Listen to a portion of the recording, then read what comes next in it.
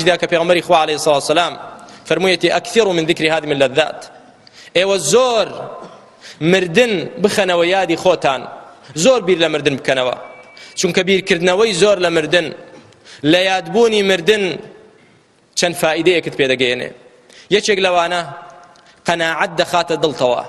کەسێک کە مردنی لەبیر بێت دڵەکەی قەناعەتی دەبێت کەسێک کە مردنی لەبیر نەبێت بە هیچ شتێک قەناعەت ناکە ئەگەر هەموو دنیاشی ئەو بێت فائیدەیەکی تر بیرکردنەوەی مردن وات لێ دەکات زوو تەوبە بکەیت و پەشیمان بیتەوە لە تاوان کەسێک کە مردنی لەبیر نەبێ تۆبەیشی لەبیر نییە و تۆبە ناکە و ناگەڕێتەوە بەردەوام دەبێت لە تاوان و بەردەوام دەبێت لە سەرپێچیەکانی پێغەمبەری خوا عەلەیهی سەلام فەرمانی پێکردوون زۆر بیر لە مردن بکەینەوە و سەردانی قەبرستان بکەین ئەلا فەزوروها فإنها تذكركم الآخرة بۆ ئەوەی ئاخرەتمان بێتەوە یاد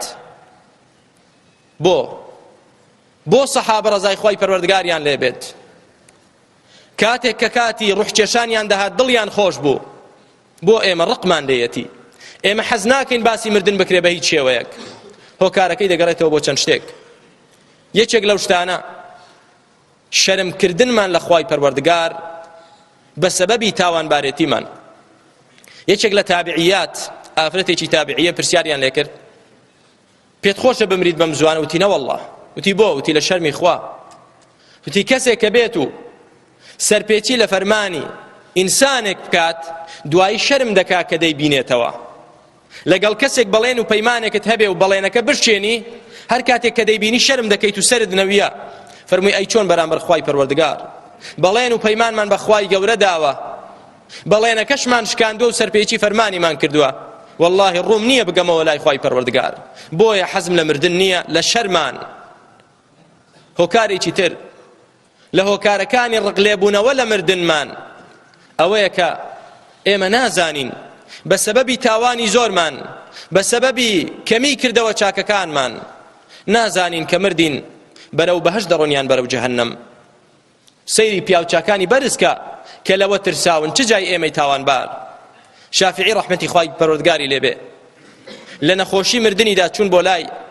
فەرمویان کەیفە ئەصبحت چۆن بەیانیت کردەوە شەو بەجیان هێژ نەخۆش بوو بەیانی چوونەوە لای فەرمویان ئەمڕۆ چۆن کردەوە وەزعت چۆنە فەرمووی ئەصبحت بەیانیم کردەوە بەڵام بە چ حاڵێک ئەصبحت للإخوان مفارقا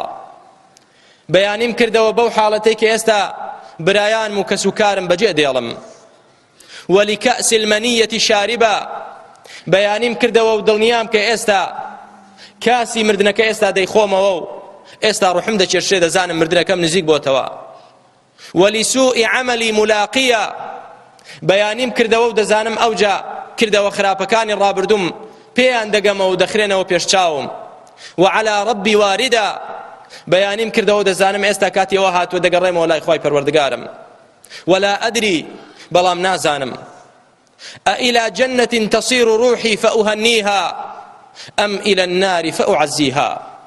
فەرمی بەڵام نازانم دەزانم کە دەمرم بەڵام نازانم ڕوحەکەم دوای مردن بەرەو بەهەشت دەبەن بۆی پیرۆزبایی لێ بکەم یا بەرەو ئاگر دەیبەن بۆی تەعزیەی لێ بکەم شافعی ڕەحمەتی خوای لێبێ وا بفەرمێت بۆیە دڵی تەنگە و ناڕەحەتە